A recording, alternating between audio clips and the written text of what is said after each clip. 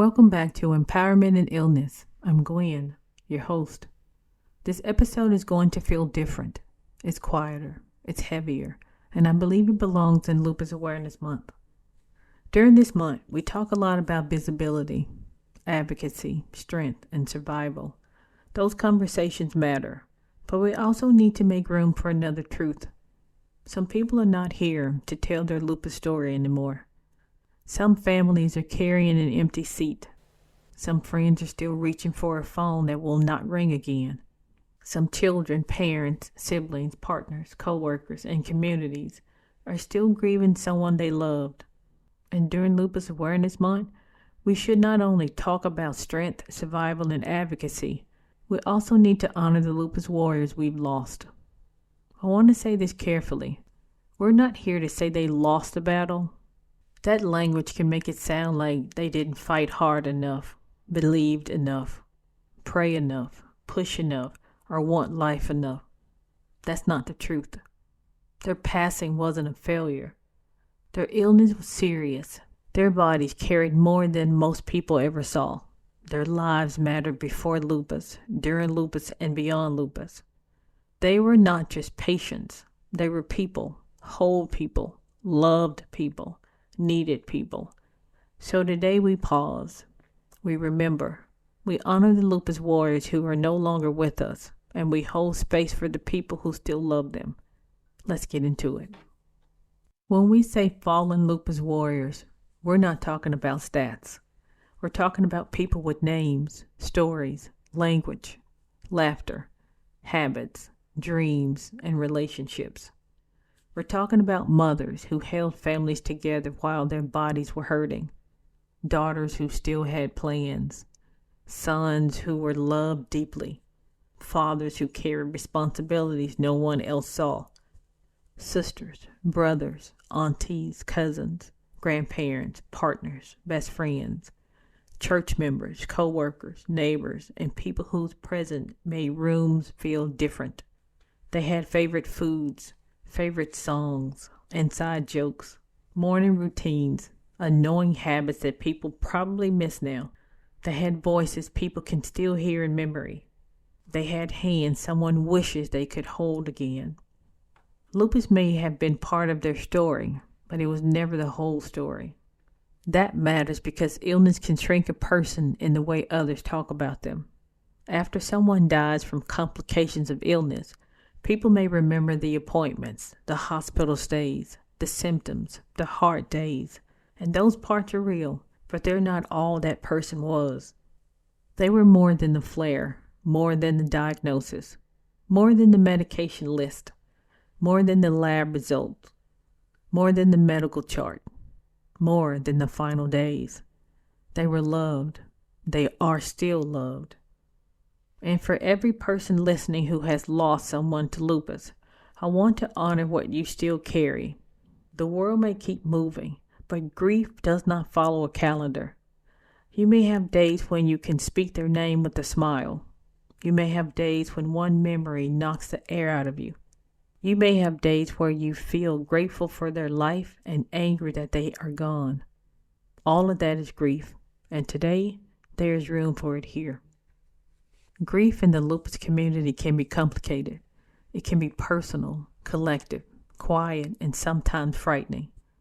When someone living with lupus hears that another lupus warrior has passed, it can touch a place that they may not always speak about. It may bring sadness for the family. It may bring fear for themselves. It may bring memories of someone they knew. It may bring the heavy reminder that lupus is not just an awareness ribbon. It is not just a misunderstood illness. It can be serious. It can be life-changing. And for some, it can be life-ending. That truth is hard to sit with.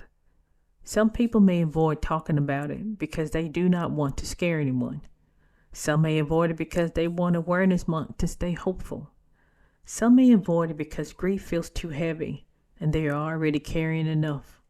But silence doesn't make the grief disappear. When we don't acknowledge the people who have died, families can feel like their loved one's story has been left out.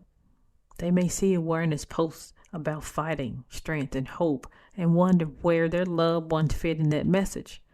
They may think they fought too. They were strong. They had hope too. And they did. They didn't pass because they weren't strong enough. They didn't pass because they didn't try hard enough. They didn't pass because they failed at being a warrior. They lived with the serious illness. They endured what they endured. Their bodies fought in ways the outside world may never fully understand. For those living with lupus, this kind of grief may come with survivor's guilt. You may wonder why you are still here when someone else is not. You may feel guilty for having a stable season when another family is grieving. You may feel afraid when your symptoms change. You may feel like you're not allowed to talk about death because people want you to stay positive. But positivity that leaves no room for grief is not support. It's pressure. Real support makes room for the whole truth, the hope and the heartbreak, the survival and the loss, the awareness and the remembrance, the people still fighting and the people we had to say goodbye to. This episode is not here to take away hope. It's here to make our awareness honest enough to hold grief too. When we honor the lupus warriors we've lost, we have to be careful with our words. It can be easy to turn people into symbols after they die. We say they were strong. We say they were brave. We say they inspired us. And maybe all of that is true, but they were also human.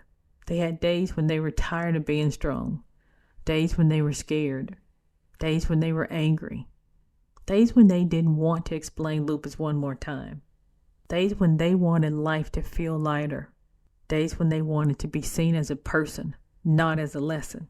So when we remember them, let's remember them fully. Let's remember their strength, but also their softness, their courage, but also their wariness, their smile, but also the pain they may have hidden behind it, their advocacy, but also the private moments when they needed someone else to carry part of the weight. Honoring them means refusing to make their death sound like defeat. It means refusing to use language that blames them, even unintentionally. It means recognizing that chronic illness does not always follow the story people want it to follow. Some people live many years. Some people face severe complications. Some people stabilize. Some people decline. Some people do everything they can and their body still cannot keep going. This is not a failure of character. This is not a failure of faith. This is not a failure of will. Their life mattered because they lived, not because they were strong every day, not because they inspired everyone, not because they handled lupus perfectly. Their life mattered because they were here, because they loved, because they were loved, because they left an imprint that cannot be erased by the illness that took them. And if you're grieving a lupus warrior, I hope you give yourself permission to remember more than the hard parts. Remember the sound of their laugh. Remember the advice they gave. Remember what made them roll their eyes. Remember what they loved to eat. Remember their favorite color, their favorite saying, their favorite way of showing love. Let memories be bigger than the illness. Because lupus may have ended their time here, but it did not get to define the whole of who they were. Before we move forward, I want to pause for a moment of silence.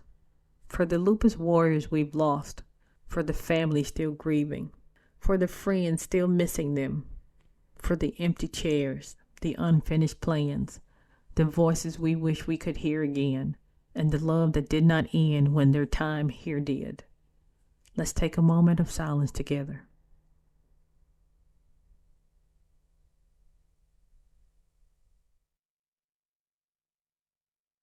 May their lives be remembered with love. May their families be held with care. And may we continue to speak their name in our hearts.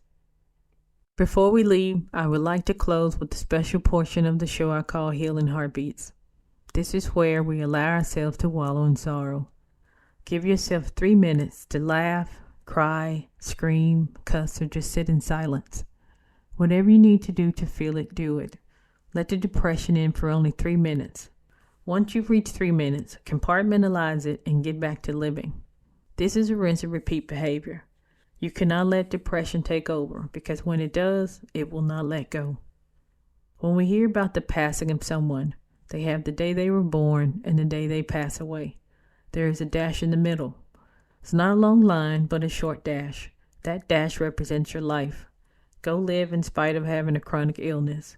Don't let your condition stop you. Today, we honor the lupus warriors we've lost. We honor their names, their stories, their families, their friendships, their love, their laughter, and the part of them that lupus could never touch. We remember them not as people who failed to fight, but as people whose lives matter deeply. If you're grieving someone who lived with lupus, I hope this episode gives you a little room to breathe. Your grief is welcome here. Your memories are welcome here. Your love for them still has a place to go. And if you are living with lupus and this episode feels tender, please be gentle with yourself. It is okay to feel sadness. It is okay to feel fear. It is okay to pause and remember while still choosing to live the life in front of you. Remember, you have the strength, the heart, and the support to continue your journey. Be safe.